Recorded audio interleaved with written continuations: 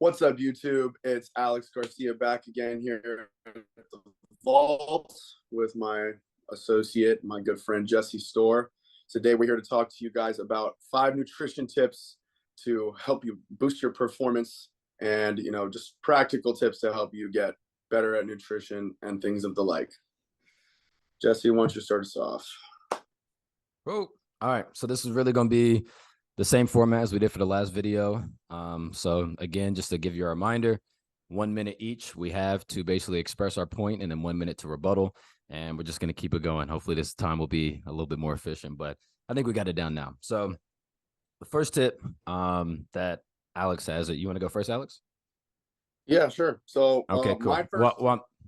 No, I'll still explain the tip and everything. I just want to make sure you want to go first. But anyways, yeah. Alex's first tip is do not overcomplicate things. So when it comes to nutrition, talk about what you mean by overcomplicating it, because I know we can overcomplicate a lot when it comes to the training, but at least nutrition-wise, what do you think is the biggest problems that you see there?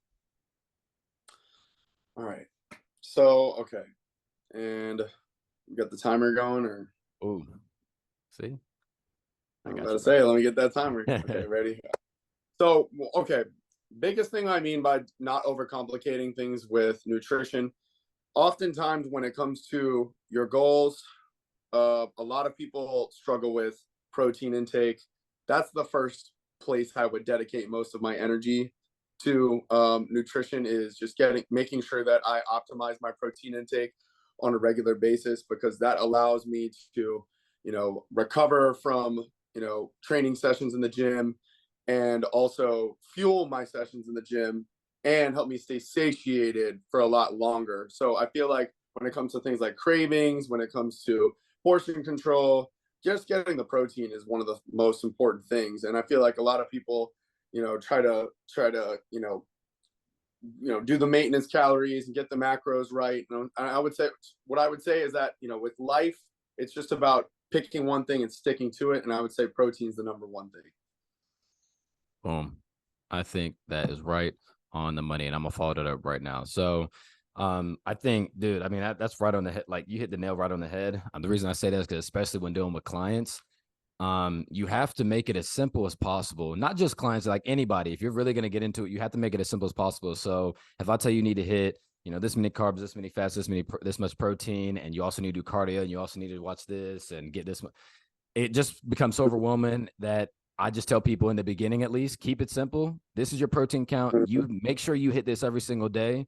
And that's what I care about the most. Once I can see that you can consistently hit that, then okay, we can start doing some of the other stuff, right? So I think overcomplicating it is probably the best way to put it in the beginning, but then it's like, let's build on that. And then let's just step by step start adding stuff in for us to be able to get to the optimal point. You know what I mean? So I think whether it be the protein or whether it be, people getting the exact calories or whatever the case may be, I think the protein is probably the easiest way to just make sure people are at least hitting their baseline goals. Yes, absolutely. Cool. Sweet. All right. So now we're moving on to the second tip. This is actually going to be Jesse's first tip. And this is just talking about protein and how much you want to intake per pound of body weight. Jesse's over here talking about 0.7 to about a pound, 0.7 to a gram, per pound of body weight is an optimal protein intake. So tell us a little bit about that, Jesse. Yeah, man. So it's kind of the same thing with what we were kind of just talking about, but the ideal protein intake, if you are going to focus on that, would be somewhere around, for me, I would say about like 0.7 to about a gram per pound of body weight. And the reason that is for one, especially when it comes to weight loss goals, or at least just building a good physique, protein and getting enough of it is very, very important, not only for the metabolism, but thermogenically, it's also very important. It's satiating as well, so you won't be as hungry too. And it's going to be your biggest, muscle building resource, or, best friend, really, especially when you're going through and you're trying to recover from session to session. So making sure that you at least get enough of that to put yourself in a position to actually build muscle is huge, because a lot of people actually don't get enough of protein. And they, I don't really know where the numbers come from a lot of times, but people are usually like almost half of what they really should be eating, especially when I talk to clients in the beginning. So just making sure you get a sufficient amount of protein is, I mean, the easiest and simplest thing you got to do in the beginning. Yes, sir. Yeah, no, I definitely have to agree with you there. One thing I'm going to add to this protein intake thing is that for some people, they kind of overdo the protein. There's a point where, yes, you can go over on protein, and yes, it can be stored differently. So you have to be mindful of that, obviously, and the quality of the protein intake matters too, right? Like you're not just saying, hey, we need you to get 100 grams of protein in your body, and you get 60 grams of that from shakes. You know what I'm 3 saying? shakes a Like day. there's a certain yeah, like no, like we gotta increase the quality of the protein that we're getting. We want to make sure we're getting the essential amino acids from that protein. We're gonna get that from things like steak, eggs, fish, chicken, all of those, basic whole foods that you just want to try to get the bulk of your protein intake from. So it's not just about the number, but also the quality of the protein that you're getting. That's going to help you fuel you for your goals. No, definitely agree, dude. Because I've seen some crazy numbers. That, even talking to friends, like, oh yeah, 300 grams of protein. You weigh 200, not even 190. Why are you eating Yeah, 300 grams of no, protein, bro? So it's a whole different ball game too when you start a growth journey. Like when you're really trying to put on muscle, protein becomes an essential building block. Oh, for sure. If you're gonna bulk, then that's one thing too. But yeah. But anyways, all right. So moving on. Tip number 2, for Alex, when it comes to nutrition, we're looking at pairing carbs and protein. So explain a little bit more about what you mean by pairing the carbs and protein and how that plays a role in what we're doing here. Okay, so basically, there's a couple of benefits to pairing carbs and protein. I actually did a little bit of research on this. This is just a practical benefit, but and obviously performance is related, but reducing blood sugar spikes. It's been shown that when you pair carbs and protein together, it helps to slow digestion in the stomach and also the absorption in the intestines. So it's just allowing less sugar to enter the bloodstream, and that's just going to help a lot with things like glucose spikes. And if you're somebody who is dealing with diabetes, you definitely want to try to take things like this into consideration. In terms of just meal timing, protein, carbs, like I try to tell my clients an hour and a half before, have at least a moderate portion of carbs, moderate portion of protein before, so that they can get and have at least an hour to let their body digest, so that the parasympathetic nervous system isn't turned on during their training and things like that. So yes. Okay. So that's interesting. Because we'll get into my third point, but which is kind of a little bit with that. But just to stick with what you were saying, I think that is a good point, especially when you're looking at because you don't want the glucose spiking all the time. You don't want those spikes, even the glycemic index all the time, especially for one, again, if you're trying to lose weight, that's the worst thing you can do. You're just going to be more hungry. So being able to regulate that, whether it be with more complex carbs sometimes and not just simple sugars, is another way to be able to do that. And like Alex was saying, I mean, if you pair it the right way, you can really eat minimal amounts of carbs and a little bit more protein when you pair them. And it is a way more satiating meal than eating, I guess, a little bit more carbs, and especially when they're like sugary carbs, like simple carbs that are really, really dense and calories, and just a little bit of protein. So again, even when it comes from the satiation standpoint, you just got to make sure you know what proportions you should be doing when it comes to proteins and carbs, because those are really going to be your two main things when it comes to providing you energy for the workout and then recovering from the workout as well. Heck yeah. All right, nice. Okay, so moving forward. Now we're talking a little bit about protein intake. Now we're going to switch over to fat, ideal fat intake in terms of, how much fat we want to be intaking on a regular basis. What are some of the benefits and drawbacks of, increasing or decreasing your fat intake? Jesse, why don't you take this tip? Ready? Yeah, so this is one that a lot of people just neglect a lot of times. A lot of times it's, just low carbs and high protein. And you don't really know, well, how much fat should I be eating then? And my rule of thumb is, and we'll get into this even in my fourth point, but protein should be number one that you prioritize. Fat should really be number two, especially when it comes to a weight loss thing, because there's a lot of hormonal things that get thrown off when you don't have enough fat. So my thing here is you should be getting at least 3/10 to 4/10 per gram, or yeah, 3/10 to 4/10 grams per pound of body weight. So for me being about 190, that'll look about like 60 to 70 grams of fat every single day.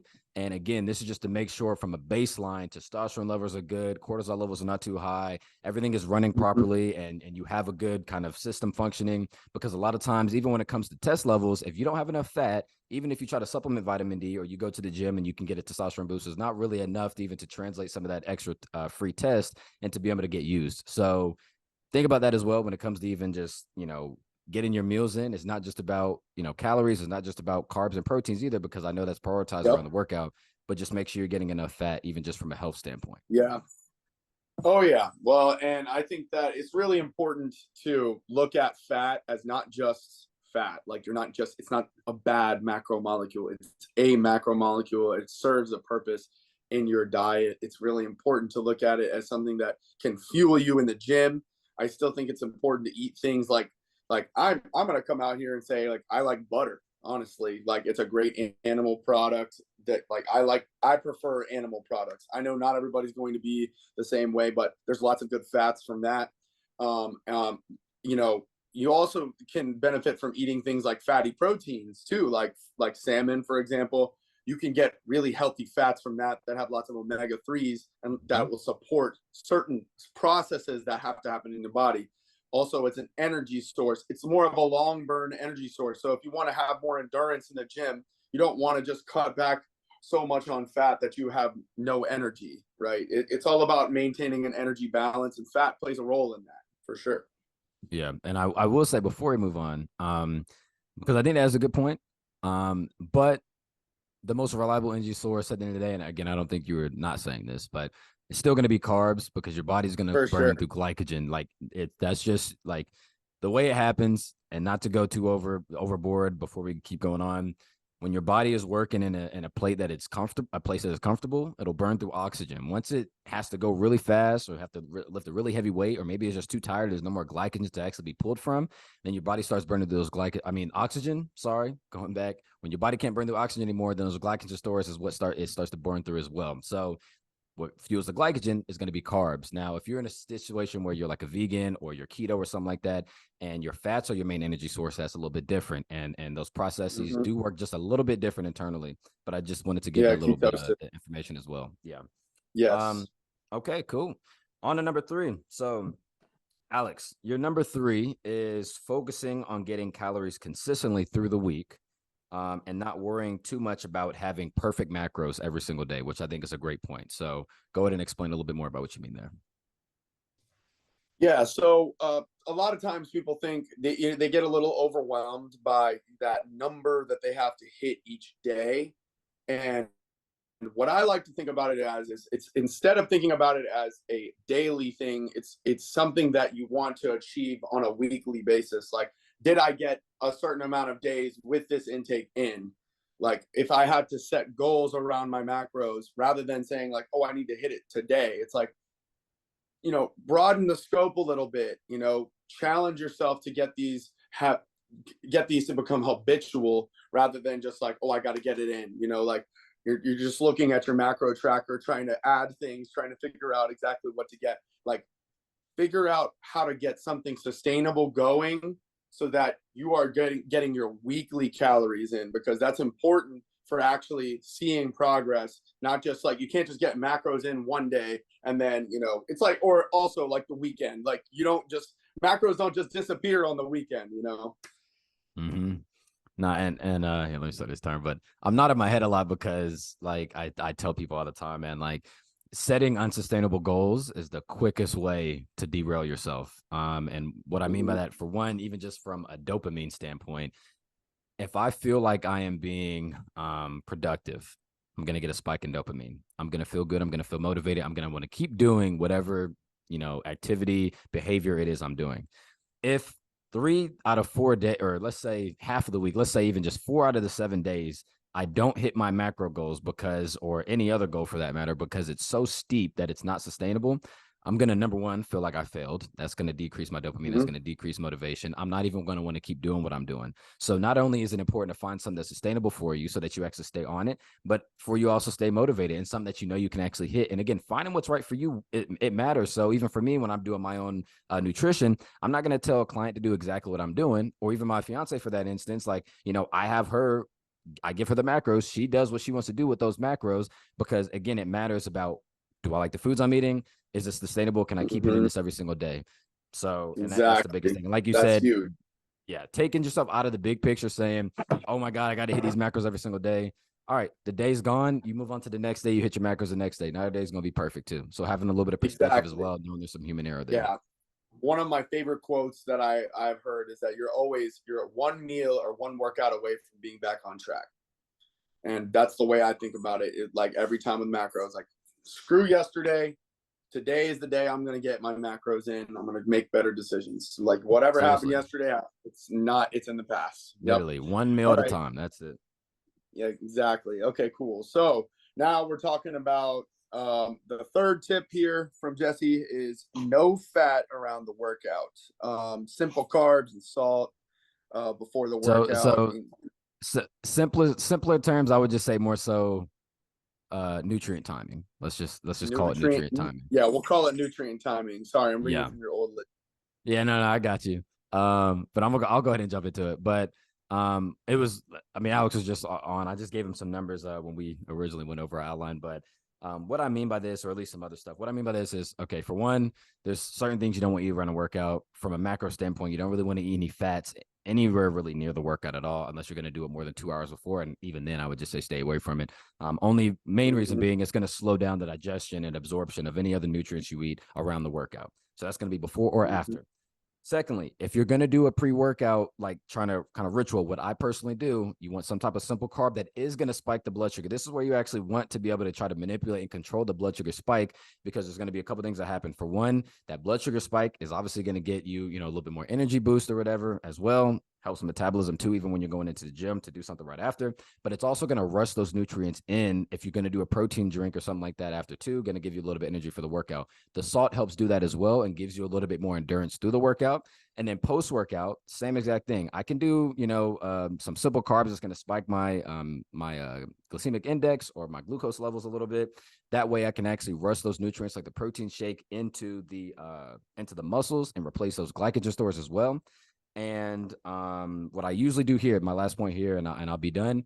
Right when I get done, usually if I do a protein shake right when I get done, what I'm going to do after that is an hour later, somewhere around an hour later, that's when I can eat my other meal, because I want to just give my body enough time to be able to digest what I just did in terms of the protein shake before I even add any fats or any greens for that matter, because high fiber also slows down your digestion as well, just to throw that in there too. But yeah, that's my 2 cents on nutrient timing, especially around the workout. Yeah, man. Yeah, I'd have to agree with you on the nutrient timing. I think one thing I want to highlight from what you were just talking about is glycogen. And I think that, like, when it comes to fueling yourself for activity and whatever intense exercise that you're planning to do, you want to have your glycogen stores at an optimal level. And just really means, making sure you don't go into a workout feeling like you've not eaten anything that day. Like most of the time when I ask people like, hey, what'd you eat today? And they're like, a granola bar. I'm like, that's it? That's all you had? And we're going to do 5 sets of squats? No, you're not. Your muscles are about to produce a ton of acid. You're about to throw up. That's what's going to happen. So that's the other thing too to remember is, like, when you are training, your muscles are producing tons of acid. If you don't have anything in your system, your body's going to excrete that acid, and the only way you can is blowing chunks. So to avoid that, you want to make sure you time your meals so that you come in with good energy and you don't overexert yourself and throw up all over the commercial gym floor. That would suck. Yeah, it would suck for them trainers who got to clean it up. So yep. All right, moving on to number 4. Oh, Mm-hmm. I'm sure you did, yeah. Because like I said, I used to work at a commercial gym too. Commercial is, but yeah, and yeah, trust me, I've seen some stuff. Yeah. But all right, number 4. I think this is a really good point as well. No matter what phase you're in, whether you're bulking or you're cutting, but Alex's fourth point is just spending some time at maintenance. So just explain a little bit about what you mean there, Alex. So I feel a lot of times that people don't understand the impact that nutrition has on their body yet under the circumstances that they are, trying to implement. So for example, you start going to the gym and increasing your activity, you are going to have to increase your calories as a result of that. So but the thing is, if you commit to a program, you do 4 or 5 days of a program, then that intake is going to stay solid. It's when you get on and off, right? You say you're going to do this intake, and then you don't really stay consistent with it. Then you don't really know where you're at. Your body's just fluctuating. So maintenance calories, you just want to spend some time there, because that helps you regulate some processes. It's good to go through things like a health phase where you don't restrict yourself too much in terms of intake. And overall, sometimes it can be much better for building muscle than being in a surplus.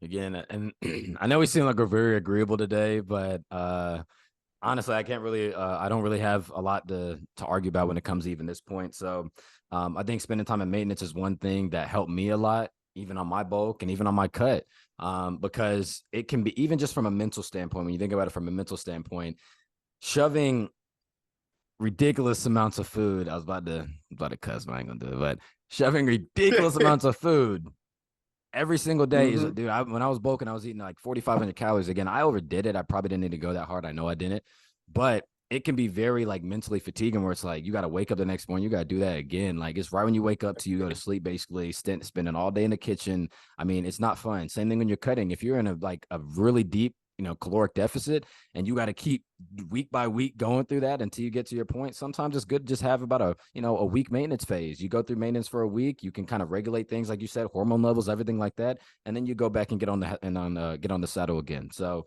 it's a great tool, honestly. Exactly. Yes, absolutely. Yeah, no, and that's something that is important, because maintenance is something that teaches you like where you can learn to maintain a steady level. And that kind of brings us forward. We're going to talk about the next tip here: carbs, and like how we order our carb intake, prioritizing the carb intake. So tell us a little bit more about how we prioritize that. All right, so first of all, like, I'm a believer in carbs, but I also believe that they should be the last in your prioritization when it comes to your nutrient intake. So what I mean by that, again, protein is first, 7/10 to a gram per pound of body weight. Then fats after that, 3/10 to 4/10 per gram, or per gram or a gram per pound of body weight. After that, whatever you got left over is what you are going to use for carbs, essentially. So if you're in a deficit and you're in a cut, you only got 2,000 calories, let's say, and maybe only, let's say, I don't know, 200. Nah, that's too low. Let's say 400 of those carbs left is going to be from, or calories is going to be from carbs. Then that's all the carbs you got. You know what I'm saying? And that's about 100 grams of carbs. So, it's just it's one of those things. Now, if you're bulking, it's a little bit different. But again, when we're talking about weight loss, when we're talking about kind of hypertrophy or anything like that, again, prioritize the fats, prioritize the protein, carbs come last. It's just simple. That's my point. Yeah. Well, what I would say with carbs is, I agree with carbs come last. However, I do think that a lot of people are the first, that mentality can be flipped. People say, the first thing I'm going to do is cut when I'm trying to, burn fat. It's like, I'm going to cut carbs. Right. And the thing I want people to understand is that, yes, you definitely need to keep your carb intake at a certain level for sure. And you don't want to overdo it, but, cutting carbs is one of the fastest ways to just see your training take a dip. And you should only do it if you have a purpose. If you are training for a show, you really don't want to cut carbs very often. Like carbs, you want to keep carbs at a decent level, and just maintain it. Like Jesse was saying, just maintaining the protein intake is the number one priority. but you still want to make sure that you're not neglecting carbs either. So even though carbs come last, don't neglect them. Yeah, and just to add to that real quick, because definitely don't neglect them. What I would say do, and this is how I get away with it, you prioritize your carbs around your workout, just like we were talking about with nutrient timing. So if I know I don't want any fats around my workout, then that's where my carbs and my protein is going to be basically the same around every single meal, if I'm being honest. But that's where my carbs can spike a little bit, either before or directly right after the workout. And you can get most of your carbs in for that time and take advantage of using the carbs. So if you need a little bit more energy or for the pump even before the workout, okay, take it then. You want to replace the glycogen stores and be able to take advantage of be able to eat more carbs right after the workout, then take it after the workout. But other than that, when it comes to just, nutrient intake in general, I still stand by that and say, not that you shouldn't have any, because there should always be some, but you shouldn't be saying, oh, I have to at least get 200 grams of carbs in a day. Like my fats are going to come after my carbs. No, I'm sorry, but you got to sacrifice the carbs and prioritize the protein and the fat. And, if you want to hit those goals. So, but yeah, your training will always take a little bit of a hit from a decrease in carbs anyway. So that's something that's going to come with trying to, lose some weight, just to give you a little heads up there. Yes, sir. Cool. All right, we're on the last one now. Dang. Yes, we should be on kind of last one. fast. Yeah, move kind of fast. We were working today. All right. Well, last one for you, Alex, right here. We're talking about bulking, right? So your point here, at least the whole point, is if you're an intermediate, at some point you are gonna have to bulk. So explain why would I have to bulk, Alex, if I'm an intermediate? Why do I have to do that? Listen, okay. The truth is, if you're not satisfied with your physique, there will come a point where you have to go through a growth season. Now, as a novice, you are going to respond extremely well to the gym. The numbers are going to go up every week. Everything's going to be fine and dandy. You're just going to love the gym for the first couple of weeks because it's a new experience. You're growing, changing. As you become less sensitive to the gym and you start having to use more than you could before. So hold up, Alex. I'm gonna have you go back. Whatever you just said, like the last 15 seconds, it cut out a little bit because the connection says it's unstable. So I just pause the timer, but just go back and just reiterate whatever you just said, like the last 10, 15 seconds. Okay, cool. Okay. So okay, going back to it. Yeah, we were talking about what were we talking about? We were talking about I lost my train of thought. Sorry, bro. You're just talking about bulking. And if you bulking as an intermediate, yeah. So you're at a certain point, you're going to reach plateaus with your numbers, and that's totally fine.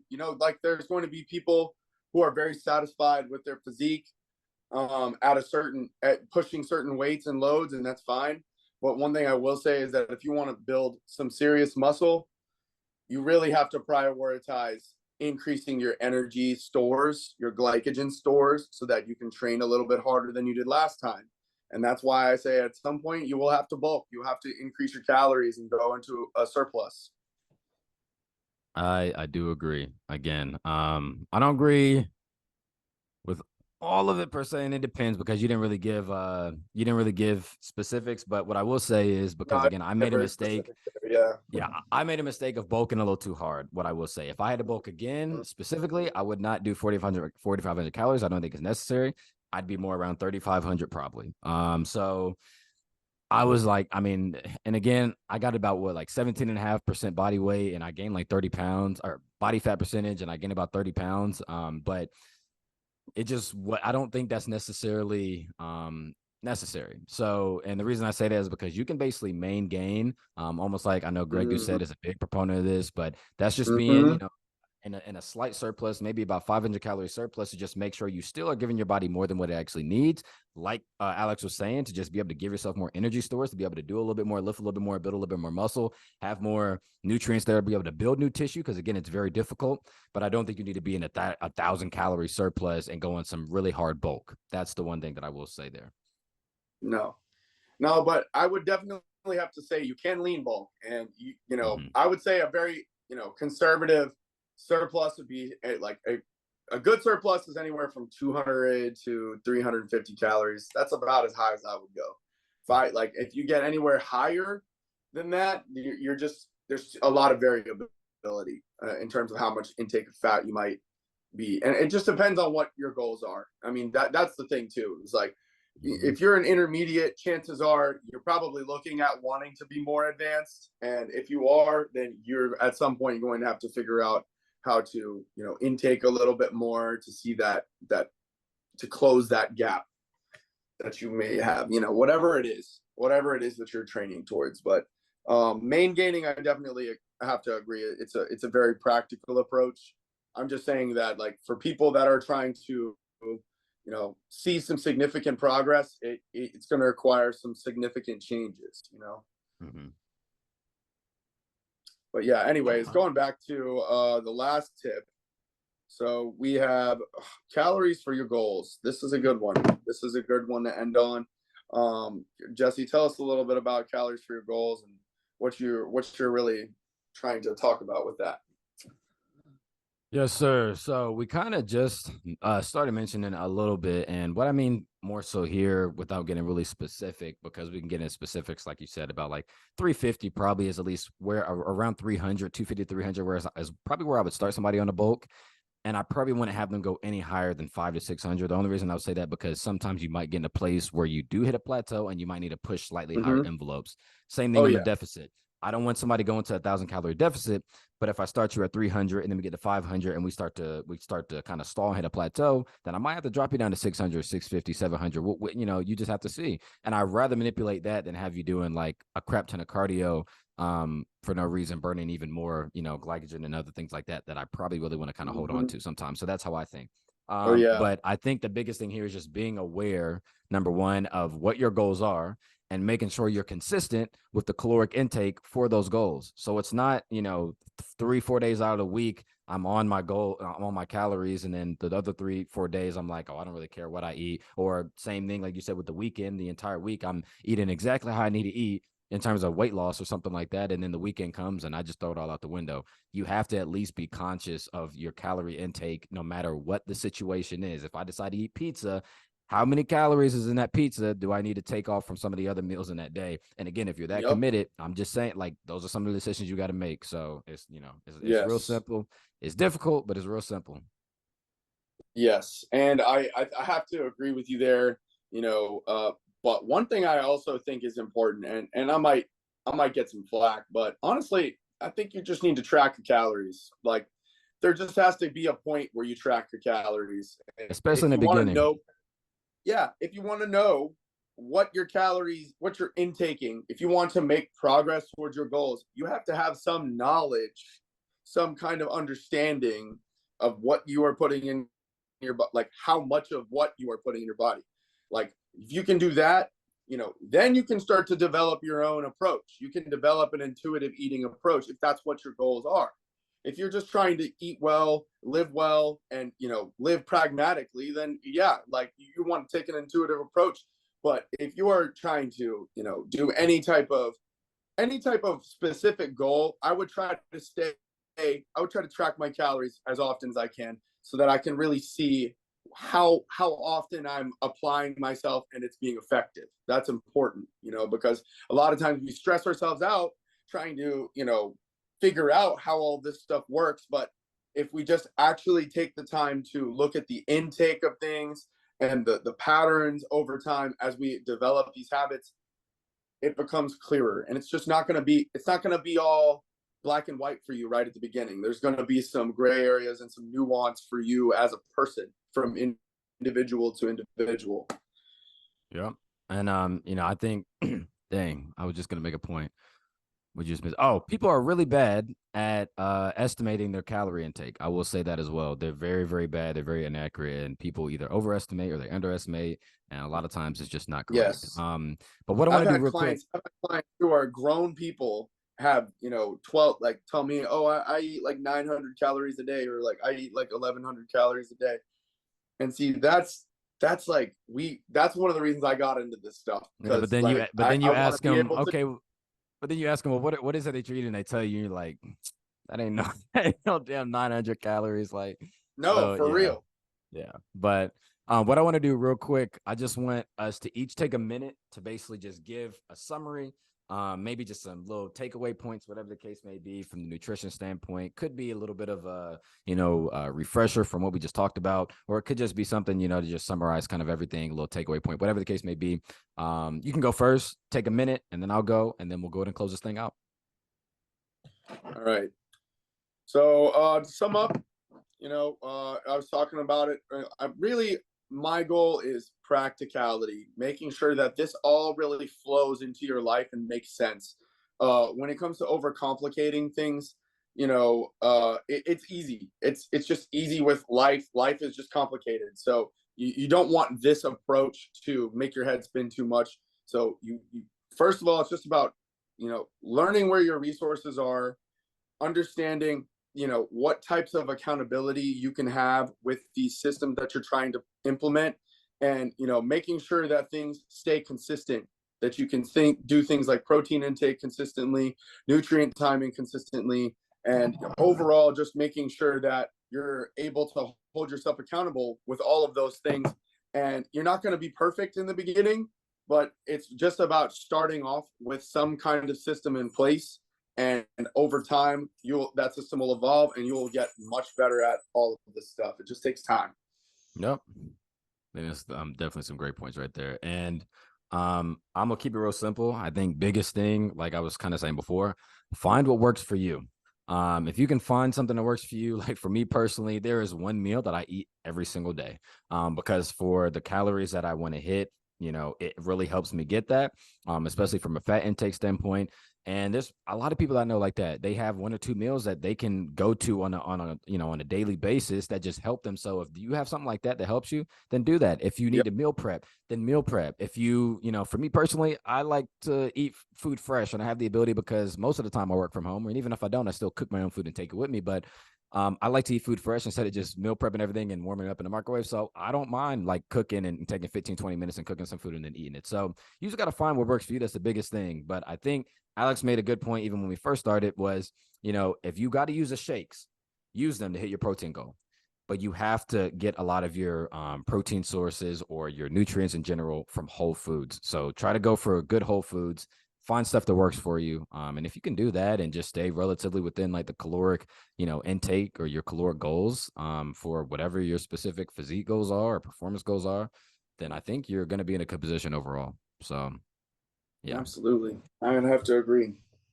but yeah, man. Good Well, stuff. that's it, man. That was good, man. For real. Yeah, I think that's a lot of good information. Yeah. Learned even some from what you were saying as well, and just seeing how you kind of think about some of the stuff. So that was good. But as always, subscribe Absolutely. if y'all can, please. Share and all that. Like I said, we're Like, trying to roll out a comment, lot more share, information, subscribe. all that, and tell them what else they need to do, Alex. What else they need to Oh do? man, y'all need to eat your Y'all need to protein. eat Let's your go. protein. All right. And then we're gonna reiterate that every single time. That's why that was really point number Right. one for both of us, or at least somewhere up there. Honestly. But no, yeah, it's super important. But yeah, man. Again, appreciate you rocking with me, bro. We'll see y'all next Sir, week, every though. time. But yeah, man. All right, Of next course, week. bro. See y'all next week. See y'all next week. All right, man.